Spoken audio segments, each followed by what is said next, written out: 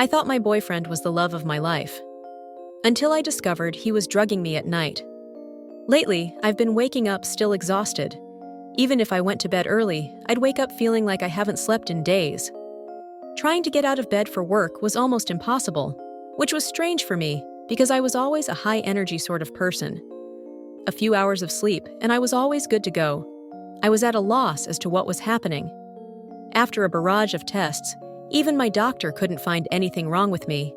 The only recent change in my life was my boyfriend who had moved in, and I was sharing a bed for the first time in my life. Steven was the first love of my life, and this was my first serious relationship. I didn't want to spoil things by making him sleep in the spare room. I liked having Steven around.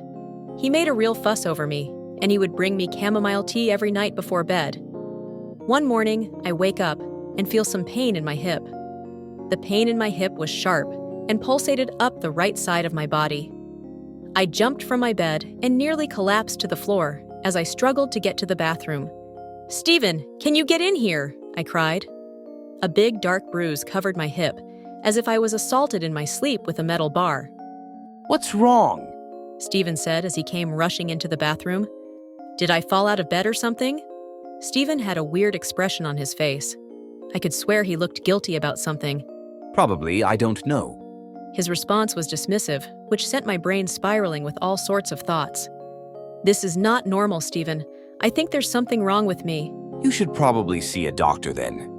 My doctor was still at a loss and suggested I should see someone who could rule out anything nefarious. Steven was still dismissive of me as we drove to the hospital. I'm sure it's nothing. You're probably just stressed from work. People don't wake up with bruises over stress, I angrily thought to myself. The doctor at the hospital took my blood and did all sorts of tests on me, including a stress test. I should have been happy when the tests came back clear, but it only made me feel like I was losing my mind. Something was definitely wrong with me. I would prescribe you sedatives, but your blood work shows you are already on nitrazepam, explained the doctor. I was dumbstruck and wasn't sure what the doctor was talking about. I have never taken so much as a painkiller in my life. The doctor's face looked how I felt. She took out her charts and looked over them again. No, you definitely tested positive for nitrazepam, which is a powerful sedative. Later that evening, as I sat in bed, a million different thoughts ran through my head. How was that even possible? I thought to myself. As I sat there, Steven walked in with my chamomile tea, and just as I was about to put it to my lips, I was struck by the most unnerving thought. The realization that my boyfriend was drugging me hit me like a ton of bricks and filled me with a dread I had never felt before. I emptied the contents of the cup down the sink in the bathroom before jumping back into bed. Was it hot enough for you? Asked Steven as he jumped into bed beside me. Perfect as always. I felt as if I was lying beside a complete stranger. Had I ever really known him? I thought to myself, as I lay there terrified he was doing unimaginable things to me while I slept. I must have drifted off at some stage, because when I woke up, the room was a mess, and Steven was nowhere to be seen. My body ached all over, and it felt like I was in a fight. What the hell was he doing to me in my sleep? I thought. I had made the decision to go to the police, but I needed evidence, or it was just my word against his. I had purchased a hidden camera and set it up in the bedroom, pointing it towards the bed. I woke up exhausted as usual, which unfortunately meant you had done something to me while I slept, but I had it on camera. I opened my laptop to check the footage. For the first couple of hours of sleep, nothing happened.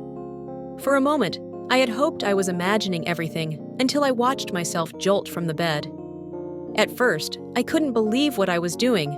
It felt like I was watching a horror movie as I watched myself crawl up the bedroom wall like some possessed demon.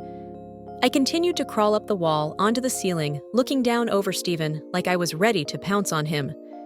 Steven woke, and it was strange watching him because it was like he was prepared for what was happening and didn't seem fazed by it.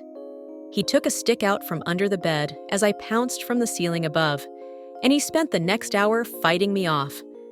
I watched as he subdued me on the bed before pulling out handcuffs and cuffing me to the bed. I looked at the marks on my wrists, which made sense now. As soon as Steven came home from work, I ran and threw my arms around him. Why didn't you tell me what you were going through every night? Stephen shrugged his shoulders. I thought you knew, and usually the drugs I was giving you made things a little easier. Why are you even still with me? My last girlfriend was a jealous psychopath. You're a walk in the park compared to her.